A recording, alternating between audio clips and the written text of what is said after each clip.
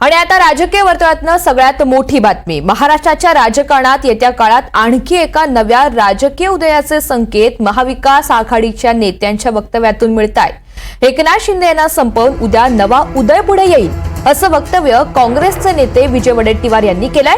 वडेट्टीवार यांच्या याच वक्तव्याला दुजोरा देत ठाकरे गटाचे खासदार संजय राऊत यांनी सुद्धा एक मोठा दावा केलाय। या सगळ्या संदर्भात बातचीत करण्यासाठी मंत्री उदय सामंत आपल्या सोबत आहेत। उदयजी नमस्कार। मव्यामधनं आपल्यावर निशाणा साधला जातोय, अनेक वक्तव्य पुढे येत आहेत। उद्या नवा उदय पुढे येईल असं वक्तव्य काँग्रेस नेते विजय वडेट्टीवार यांनी केलं, त्याला संजय राऊतांनी सुद्धा दुजोरा दिलेला आहे। आपलं या सगळ्या संदर्भात काय मत आहे, काय प्रतिक्रिया आहे, वास्तव काय? मला असं वाटतं की विजय वडेट्टीवार आणि संजय राऊत साहेब जे काय बोलले त्यांच्या वक्तव्याला महत्त्व द्यावं असं मला वाटत नाही। आणि त्यांनी केलेला हा मला असं वाटतं की जगातला सगळ्यात मोठा जोक आहे। शिवसेना नेते संजय राऊतांनी जी काही भूमिका मांडली माझ्याबद्दलची, हा राजकीय अतिशय फार मोठा विनोद आहे आणि मला असं वाटतं की राजकीय बालिशपणा आहे। पहिली गोष्ट माझी आपल्याला देखील विनंती आहे की मी माननीय एकनाथ शिंदे साहेबांचा एक सहकारी म्हणून, जवळचा सहकारी म्हणून काम करतो आणि एकनाथ शिंदे साहेबांचा सहकारी म्हणून काम करत असताना काही लोकांच्या डोळ्यात ते खुपतं, त्यातली ही दोन मंडळी कदाचित असू शकतात। आता विजय वडेट्टीवारांबद्दल ही देखील चर्चा आहे की गेल्या 6 महिन्यामध्ये 2-4 वेळा ते देवेंद्रजींना भेटले। संजय राऊत साहेबांबद्दल ही देखील चर्चा आहे की उठावाच्या मागे यांचा देखील हात होता। त्याच्यामुळे मला असं वाटतं की या सगळ्या बालिशपणाला मी किंमत देत नाही। माझे आणि एकनाथ शिंदे साहेबांचे संबंध हे राजकारणाच्या पलीकडचे आहेत। त्यांना ज्या ज्या वेळी एक सहकारी म्हणून माझी मदत लागेल, माझं सहकार्य लागेल, ते आयुष्यभर देण्यासाठीच मी त्यांच्यासोबत आलेलो आहे।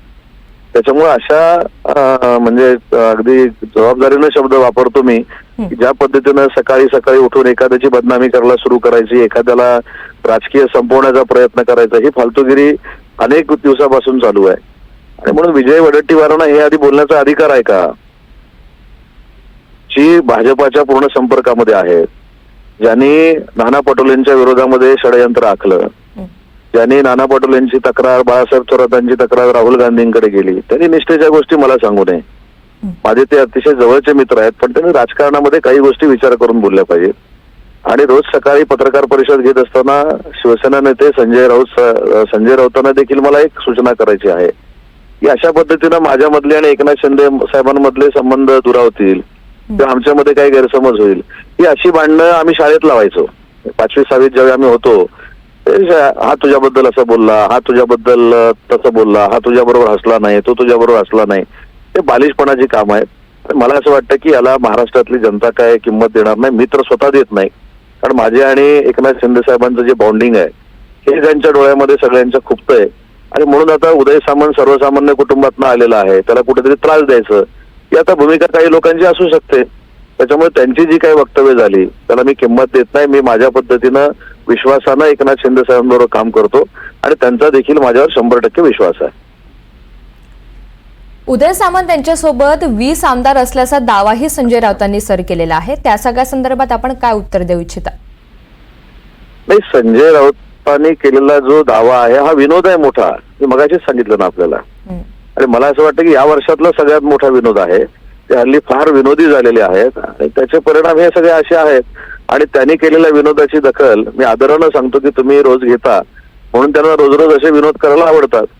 त्याच्या पलीकडे मला काही सांगायचं नाही। आणि त्यांच्या या वक्तव्याला आणि दुसरी महत्वाची गोष्ट अशी आहे, तुम्ही मला फोन केलेला होता, बरोबर आहे, फोनसाठी, म्हणजे अगदी जबाबदारीनं सांगतो, मी उलट फोन करून तुम्हाला सांगितलं की मला फोन द्यायचा आहे। याचा अर्थ या टीकेवर मला उत्तरच द्यायचं होतं आणि ज्या गोष्टीशी माझा सुतरामही संबंध नाही ती घडवण्याचा प्रयत्न जर काही राजकीय विरोधक करत असतील तर नियती त्यांना माफ करणार नाही।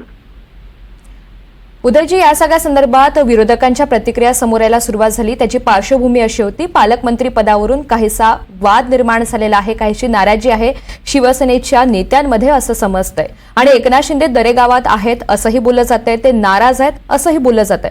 या संदर्भात आपली काय प्रतिक्रिया? आपल्याला अजून एक माहिती मी आपल्या माध्यमातून देतो की ज्यावेळी पालकमंत्री पदाची ही यादी जाहीर झाली त्यावेळी माझं आणि माननीय उपमुख्यमंत्री एकनाथ शिंदे साहेबांचं सविस्तर बोलणं झालं।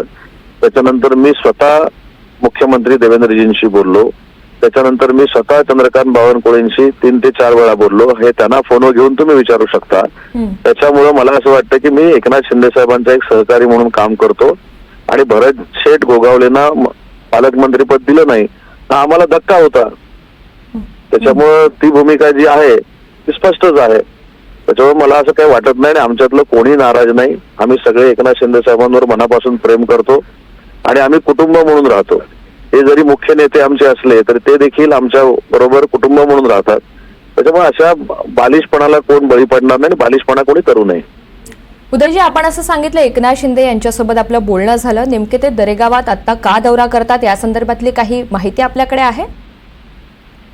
नाही, मी प्रवासामध्ये होतो. मी आता दावोसला जाण्यासाठी झुरिकला पोहोचल्यानंतर मला ह्या सगळ्या स्टेटमेंट बघायला मिळाल्या. म्हणून मी देखील एक माझा स्पष्टीकरणाचा व्हिडिओ करून आपल्यापर्यंत पाठवलेला आहे. तो देखील आपण प्रसारमाध्यमांनी दाखवावा ही देखील माझी विनंती आहे. आणि या सगळ्यामध्ये एखादी व्यक्ती जर खरोखरच आपल्या ज्येष्ठ नेत्याला सहकार्य करत असेल, त्याला मदत करत असेल, तर त्याला त्याच्यापासून दूर करण्याचं षडयंत्र कोणी करू नये. आणि माझी आपल्याला देखील विनंती आहे की अशा लोकांना आपण देखील थोडे जाब विचारले पाहिजेत की यांनी आयुष्यभर राजकारणामध्ये हेच केलेलं आहे. एकामेकापासून एकामेकाला दूर करणं, एकामेकाला संपवणं हे काय राजकारण असू शकत नाही. त्याच्यामुळे यांनी देखील थोडं सगळे आत्मचिंतन केलं पाहिजे की आपण आपल्या नेत्याबद्दल काय बोलत होतो, आपण आपल्या नेत्याबद्दल कशा पद्धतीने बोलत होतो. हे देखील प्रत्येकानं जर आत्मचिंतन केलं आणि परमेश्वराला स्मरून जर काही गोष्टी सांगितल्या तर ह्यांच्या मनामध्ये देखील काय दोघांच्या हे देखील तुमच्या लक्षात येईल. निश्चित. या संपूर्ण प्रकरणाच्या संदर्भात आपण सविस्तर प्रतिक्रिया दिली त्यासाठी धन्यवाद.